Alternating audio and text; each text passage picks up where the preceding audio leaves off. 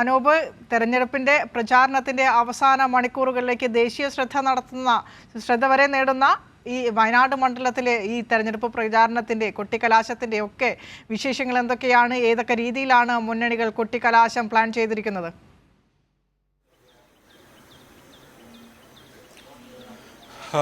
വയനാട്ടിലും പ്രചാരണം ദിവസങ്ങൾ പിന്നിട്ട് അതിന്റെ കൊട്ടിക്കലാശത്തിലേക്ക് എത്തി നിൽക്കുകയാണ്. നമുക്കറിയാം, ആനി രാജ സ്ഥാനാർത്ഥി പ്രഖ്യാപനത്തിന് ശേഷം മാർച്ച് 1 തന്നെ പ്രചാരണ പരിപാടികൾ ആരംഭിച്ചു. ഏതാണ്ട് 55 ദിവസങ്ങൾ പൂർത്തിയാക്കിയിരിക്കുന്നു LDF-ന്റെ തെരഞ്ഞെടുപ്പ് പ്രചാരണം. ഇന്ന് മീനങ്ങാടിയിൽ നിന്ന് ആരംഭിച്ച റോഡ് ഷോ ജില്ലയിലെ മുഴുവൻ ഭാഗങ്ങളിലൂടെയും കടന്നുപോയി അവസാനം പടിഞ്ഞാറത്തറയിലെത്തി. പടിഞ്ഞാറത്തറയിൽ നിന്ന് വലിയ റോഡ് ഷോയോടുകൂടി തന്നെ കൽപ്പറ്റയിലേക്ക് എത്തി. കൽപ്പറ്റ ചുങ്കം പരിസരത്ത് സമാപിച്ച് ഇവിടെ ഒരു വിപുലമായ കൊട്ടിക്കലാശ പരിപാടിയാണ് LDF ആ രീതിയിൽ സംഘടിപ്പിച്ചിരിക്കുന്നത്. UDF-ഉം ഇതേ മാതൃകയിൽ തന്നെയാണ് UDF-ന്റെ ഭാഗത്തു നിന്നും കൊട്ടിക്കലാശം ഉൾപ്പെടെയുള്ള പരിപാടികൾ ഉണ്ടാവുന്നത്. എന്നാൽ അതിൽ സ്ഥാനാർത്ഥിയില്ല. രാഹുൽ ഗാന്ധിയുടെ സാന്നിധ്യം ഏതായാലും ഈ കൊട്ടിക്കലാശ പരിപാടിയിലും ഈ അവസാനഘട്ട പ്രചാരണങ്ങളിലും ഇല്ല. BJP സ്ഥാനാർത്ഥി K സുരേന്ദ്രൻ ഇന്ന് മാനന്തവാടിയിൽ പ്രചാരണ പരിപാടികളിലാണ്. BJP തമിഴ്നാട് സംസ്ഥാന അധ്യക്ഷൻ അണ്ണാമലൈ പ്രചാരണ പരിപാടികളുടെ ഭാഗമായി ഇവിടേക്ക് എത്തുന്നുണ്ട്. അതോടൊപ്പം ഈ പ്രിയങ്ക ഗാന്ധി അല്പസമയത്ത്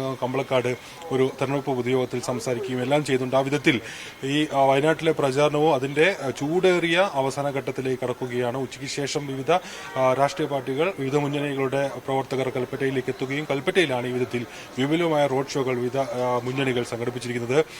ആനി രാജയുടെ പ്രചാരണ പരിപാടികളെ കുറിച്ച് ഞാൻ നേരത്തെ സൂചിപ്പിച്ചു.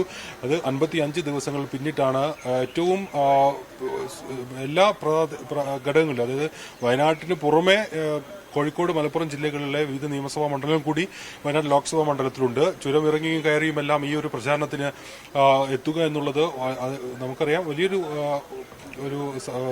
ബുദ്ധിമുട്ടുള്ളൊരു കാര്യമാണ്. ഏതായാലും അതെല്ലാം മറികടന്ന് ജില്ലയുടെയും അതോടൊപ്പം ഈ പറയുന്ന പ്രദേശങ്ങളുടെയും എല്ലാം ഓരോ സ്ഥലത്തും എത്തി പ്രചാരണ പരിപാടികൾക്ക് നേതൃത്വം നൽകാൻ ആനി രാജയ്ക്കായിട്ടുണ്ട്. തികഞ്ഞ ആത്മവിശ്വാസത്തിലാണ് അവർ. അല്പ സമയം മുൻപ് കൈരളി ന്യൂസിനോട് അവർ സംസാരിച്ചപ്പോൾ പറഞ്ഞത് ഈ മണ്ഡലത്തിൽ നിന്ന് കിട്ടിയ വലിയ ജനപിന്തുണ അവരുടെ ആത്മവിശ്വാസം ഇരട്ടിയാക്കിയിരിക്കുന്നു എന്നുള്ളതാണ്. ഏതായാലും ഒരു നിമിഷം പോലും തളരാതെ ആ പ്രചാരണ പ്രവർത്തനങ്ങളിൽ കഴിഞ്ഞ ഇത്രയും ദിവസങ്ങളായി സജീവമായി തന്നെ അവർ തുടർന്നു. ഏതായാലും വലിയ രാഷ്ട്രീയ പ്രചാരണ പരിപാടികളാണ്. അടിമുടി രാഷ്ട്രീയം പറഞ്ഞുകൊണ്ടാണ് വയനാട്ടിൽ തെരഞ്ഞെടുപ്പ് പ്രചാരണം പുരോഗമിച്ചെന്നുള്ളത് ഏറ്റവും ശ്രദ്ധേയമാണ്. രാഹുൽ ഗാന്ധിയുടെ സ്ഥാനാർത്ഥി കൊണ്ടുവന്ന വിഷയം, BJP-യുടെ ഇത്തരത്തിൽ നിലപാടുകൾ, പൗരത്വ നിയമം ഉൾപ്പെടെയുള്ള വിഷയങ്ങളെല്ലാം സജീവ ചർച്ചയായി. അതോടൊപ്പം വയനാട് ജില്ല പ്രത്യേകമായി നേരിടുന്ന വിവിധ വിഷയങ്ങൾ, രാത്രിയാത്രാ നിരോധനം, വന്യജീവി പ്രശ്നം തുടങ്ങി വിവിധ വിഷയങ്ങളിലെ സൂക്ഷ്മമായ രാഷ്ട്രീയ ചർച്ചകൾക്ക് ശേഷമാണ് കൊട്ടിക്കലാശം വരെ വിവിധ മുന്നണികളുടെ പ്രചാരണ പരിപാടികൾ എത്തി നിൽക്കുന്നത്.